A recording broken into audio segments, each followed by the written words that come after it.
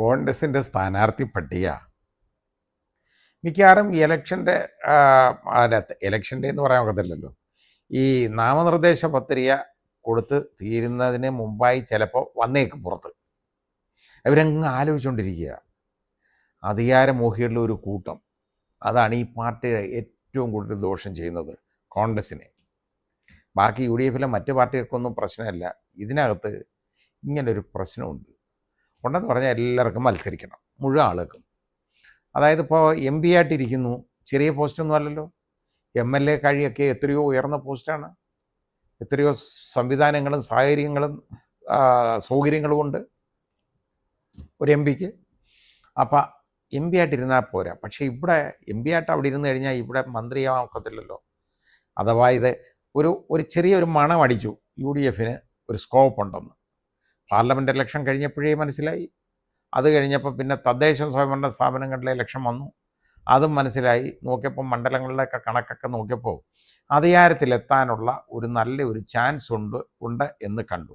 അത് കണ്ടതോടുകൂടി ഈ അനങ്ങാതെ അത് ഈ ഇരുന്ന് ഒതുക്കി വെച്ചേക്കുന്ന ചില ആളുകളുണ്ട്. ഒതുക്കി വെച്ചേക്കെന്ന് പറഞ്ഞാൽ അവരങ്ങ് ഒതുങ്ങിയിരിക്കും. ഇലക്ഷൻ സമയമാകുമ്പോൾ അവരൊരു ഉടുപ്പുമൊക്കെ തയ്പ്പിച്ച് റെഡിയാക്കി പല്ലും കിളിച്ച് കാണിച്ചുകൊണ്ട് ഇങ്ങനെ ഇറങ്ങും. എന്തിനും മത്സരിക്കാൻ. അങ്ങ് വയസ്സായി മൂത്ത് കുഴിയിലേക്ക് കാല് നീട്ടിയിരിക്കുന്ന സൈസ് ആളുകളെല്ലാം കുഴിഞ്ഞിറങ്ങും. അങ്ങനെയാണ് ഈ പാർട്ടി തോൽപ്പിക്കുന്നത്. ഓരോ മണ്ഡലങ്ങളിൽ അവർ പറയും അത് എനിക്ക് മത്സരിക്കണം. എവിടെ മത്സരിച്ചാലും തോറ്റു വന്നേല ആളുകളുണ്ട്. പക്ഷെ അവർക്ക് മത്സരിച്ചേ പറ്റൂ. ആ സീറ്റ് നശിപ്പിക്കണം. അബദ്ധത്തിലെങ്ങാണോ അങ്ങ് ജയിച്ചു പോയാൽ മന്ത്രിയാവാമല്ലോ. അതാണ് കാര്യം. അങ്ങനെയുള്ള ആളുകൾ കുറേ പേരുണ്ട്. അവർ ഈ സമയമാകുമ്പം ഇറങ്ങും. അങ്ങനെ ഇപ്പോഴും ഇറങ്ങിയിട്ടുണ്ട്. ഇപ്പോൾ എം പിമാർക്ക് കുറേ പേർക്ക് മത്സരിക്കണം. കോൺഗ്രസ്സിനൊരു അപകടം പറ്റിയിട്ടുണ്ട് സത്യത്തിൽ. കാരണം ഇതേപോലുള്ള അധികാരമോഹികളെയൊക്കെ പിടിച്ച് നേരത്തെ അവർ എം പിമാരായിട്ട് അങ്ങ് കൊണ്ടുപോയി. അത് കടുങ്കയായിപ്പോയി കേട്ടോ. അവരോട് ചെയ്ത വലിയ പാതകമാണത്. കാരണം എല്ലാം റെഡിയായി ഇങ്ങനെ ഇരിക്കുകയായിരുന്നു. ഒരു പ്രതീക്ഷയും ഇല്ലാതിരുന്ന സമയത്താണ് ഈ പാർലമെൻറ്റ് ഇലക്ഷൻ വരുന്നത്. അപ്പം ഇതങ്ങോട്ട് ഓഫർ ചെയ്തോണ്ടേ അന്നേരം വേണം, നിർബന്ധമാണ്. അതിന് കയറി അങ്ങ് പിടിച്ചു കഴിഞ്ഞിട്ട് ഇപ്പം നോക്കിയപ്പോൾ എന്താണെന്നറിയോ, അതിൽ നിന്ന് ഇറങ്ങണം എങ്ങനെയെങ്കിലും. അതിന് ഇവിടെ ഇപ്പോൾ ഇലക്ഷന് മത്സരിക്കണം. അപ്പോൾ മുഖ്യമന്ത്രി സ്ഥാനം മുതൽ മന്ത്രിസ്ഥാനം വരെ സ്വപ്നം കണ്ടുകൊണ്ടിരിക്കുന്ന ഒരുപാട് ആളുകളാണ് അങ്ങനെയുള്ളവർ. അവർ മത്സരിക്കാൻ പോയ ജനങ്ങൾക്ക് എന്തുമാത്രം ചിലവാണെന്നറിയോ ദുർവ്യയം ഉണ്ടാകുന്നത്. അത് യഥാർത്ഥത്തിൽ ഹൈക്കമാൻഡ് ഒരു തീരുമാനമെടുത്തത് വളരെ നല്ലൊരു തീരുമാനമാണ്. എം പിമാർ മത്സരിക്കേണ്ട. പക്ഷേ എന്നാലും ശ്രീ കെ സുധാകരൻ ഈ കോൺഗ്രസ് പാർട്ടിക്ക് വേണ്ടി ഒരുപാട് ത്യാഗം സഹിച്ചിട്ടുള്ള ആളും കണ്ണൂർ വെട്ടിപ്പിടിച്ച ആളുമാണ്. ഒറ്റയാൾ പോരാട്ടം നടത്തി ജയിച്ച ആളാണ്. പക്ഷേ അദ്ദേഹം ഇപ്പോൾ ആ പാർട്ടിയെ നശിപ്പിക്കുന്നതിന് തുല്യമാണ് ശ്രീ കെ സുധാകരൻ്റെ ഈ നിർബന്ധ ബുദ്ധി, മത്സരിച്ചേ അടങ്ങൂ എന്നുള്ളത്. അങ്ങനെ മത്സരിക്കാൻ പോയാൽ വേറെ ആളുകൾക്കും ഉണ്ട്, ക്ലെയിമുണ്ട്. വേറെ ആളുകളും വരും മത്സരിക്കാൻ. ഇപ്പം രക്ഷപ്പെട്ടു പോയത് ഞാൻ നേരത്തെ പറഞ്ഞ പോലെ നമ്മുടെ കെ മുരളീധരൻ തോറ്റു പോയതുകൊണ്ട് രക്ഷപ്പെട്ടു. അങ്ങനെ രക്ഷപ്പെട്ടു. പക്ഷേ ഇവിടെ ഇത് യഥാർത്ഥത്തിൽ ഇതൊരു വലിയ പ്രശ്നമായിട്ട് മാറിയേക്കാണ്.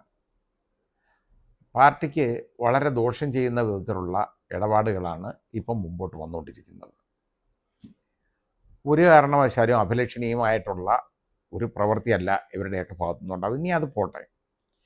പിന്നൊരു തീരുമാനം, ഈ പെണ്ണുപിടിയന്മാർ കുറേ എണ്ണമുണ്ട് കേട്ടോ. എസ്റ്റാബ്ലിഷ്ഡ് പെണ്ണുപിടിയന്മാരാണ് അവർ. അതിൽ ഒരാളെ ഏതായാലും ആദ്യമേ തന്നെ അങ്ങ് പാർട്ടിയിൽ നിന്നും പുറത്താക്കി. അയാൾക്ക് രക്ഷയൊന്നുമില്ല. ആ രീതിയിലിരുന്നു. എത്രയോ സാധ്യതകളുണ്ടായിരുന്ന ഒരു ചെറുപ്പക്കാരനായിരുന്നു, മിടുക്കനുമായിരുന്നു. പക്ഷേ ആ മിടുക്കിനോടൊപ്പം ഈ പെണ്ണു വിഷയത്തിലും വലിയ മിടുക്കായിപ്പോയി. അപ്പോൾ ഇവരെ തീരുമാനം ശരിയാണ്. അയാളുടെ മിടുക്കെന്ന് പറഞ്ഞാൽ പെണ്ണു വിഷയം അതും കൊണ്ടങ്ങ് നടന്നോട്ടെ, ഒരു ജോലിയുണ്ടല്ലോ ഏതായാലും. അതേപോലാണ് വേറെ ഒരു 2 പേര് ഇപ്പോൾ സിറ്റിംഗ് എം എൽ എമാരാണ് കോൺഗ്രസിൻ്റെ. അപ്പോൾ അവരുടെ കാര്യം വന്നു കഴിഞ്ഞപ്പോൾ അതിൽ ഇപ്പോൾ പെരുമ്പാവൂർ എൽദോസ് കുന്നപ്പള്ളിയുടെ കാര്യം തന്നെ പറയും. അവിടെ സീറ്റ് കൊടുക്കുന്നില്ല. ഇപ്പം ഒരു തീരുമാനം എടുത്തു. നല്ല തീരുമാനമാണ്. കാരണം എന്താ അറിയോ, ഈ കേസിൻ്റെ കാര്യം പ്രശ്നം അങ്ങ് കോടതിയിലേക്ക് വരുന്നുണ്ടേ ഒരുപാട് പേരുദോഷവും ബുദ്ധിമുട്ടും ഉണ്ടാക്കും. അത് യഥാർത്ഥത്തിൽ 26-ാം തീയതി കണ്ട് കേസിരിക്കുന്ന പ്രശ്നമാണ്. പാർട്ടിക്ക് ഒരുപാട് ദോഷം ചെയ്യും. അവർ നോക്കിയപ്പോൾ ആവശ്യമില്ല വല്ലവനും പെണ്ണ് പിടിക്കുന്നതിൻ്റെ കേസിന് വേണ്ടി ഇവർ സമാനം പറയേണ്ട കാര്യം എന്തോ ഒരു പാർട്ടി മുഴുവൻ. അതുകൊണ്ട് അവർ ഡിസോൺ ചെയ്തു, അയാൾക്ക് സീറ്റ് നിഷേധിച്ചെന്ന് പറയുന്നു. സീറ്റില്ല, ഒരു കുഴപ്പമില്ല, നല്ലതേ ഉള്ളൂ. അയാൾ അഗ്നിശുദ്ധി വരുത്തിയിട്ട് തിരിച്ചു വരട്ടെ. അപ്പോൾ ഇനിയും ഇലക്ഷൻ ഉണ്ടല്ലോ, അന്ന് കൊടുക്കാം, ആ രീതിയിലാവട്ടെ. ഇങ്ങനെ ഈ പെണ്ണ് കേസുള്ളവന്മാർക്കൊന്നും സീറ്റ് കൊടുക്കരുത്, ചെയ്യാൻ പാടില്ല.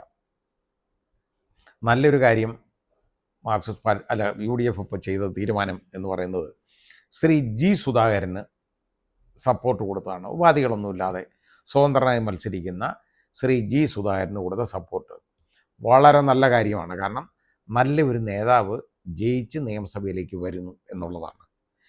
ഇനി അടുത്തത് അതേപോലെ തന്നെ സഖാവ് കുഞ്ഞികൃഷ്ണൻ. ഇപ്പോൾ ശ്രീ കുഞ്ഞികൃഷ്ണനെ പറയാൻ നോക്കും, സഖാവല്ല. കുഞ്ഞികൃഷ്ണൻ യഥാർത്ഥത്തിൽ പയ്യന്നൂർ മത്സരിക്കുന്നു വസുവിനെതിരെ. അത് കുഞ്ഞികൃഷ്ണൻ യഥാർത്ഥത്തിലെ ഒരു നല്ല രാജ്യസ്നേഹിയും അദ്ദേഹം സാമൂഹ്യ പ്രതിബദ്ധത ഒരുപാട് ഉള്ള ആളുമാണ്. അതുകൊണ്ടാണ് ഇതിലെ കള്ളത്തരങ്ങളും അപജയങ്ങളും ഒക്കെ വിളിച്ച് ചൂണ്ടിക്കാണിച്ച് പറഞ്ഞത്. ആ പറഞ്ഞ ഒരു കാര്യം കൊണ്ട് അദ്ദേഹത്തിനെ പാർട്ടിയിൽ നിന്ന് പുറത്താക്കി, അദ്ദേഹത്തിന് ആ രീതിയിലായി, അദ്ദേഹത്തിനെതിരെ കുറേ ഇംഗ്രാവൊക്കെ വിളിച്ചു. പക്ഷേ കുഞ്ഞികൃഷ്ണനോടൊപ്പം ഒരുപാട് ആളുകളുണ്ട് അവിടെ. യഥാർത്ഥ പാർട്ടി സ്പ്ലിറ്റ് എന്ന് പറയുന്നത് നമ്മൾ കണ്ടത് പയ്യന്നൂരിലാണ്. അത് കൊടുത്തു. അവിടെയും സപ്പോർട്ട് UDF കുഞ്ഞികൃഷ്ണന് കൊടുക്കുന്നു. നല്ല കാര്യമാണ്. നല്ല ഒരാളെ ആരും നിങ്ങളെ കുറ്റം പറയത്തില്ല. മാർക്സിസ്റ്റ് പാർട്ടിയിൽ നിന്ന് ഒരാളെ നിങ്ങളാരെയും പിടിച്ചോണ്ടൊന്നൊന്നുമല്ല. അദ്ദേഹം നല്ല ഒരാളാണ്, അതുകൊണ്ട് സപ്പോർട്ട് കൊടുക്കുന്നു. വളരെ നല്ല കാര്യം. അതുപോലെതാണ് ഇപ്പോൾ ശ്രീ TK ഗോവിന്ദൻ്റെ കാര്യം. TK ഗോവിന്ദൻ പറഞ്ഞു അത് ഒരു ജെനുവിൻ കോസിന് വേണ്ടിയാണ് പറഞ്ഞത്.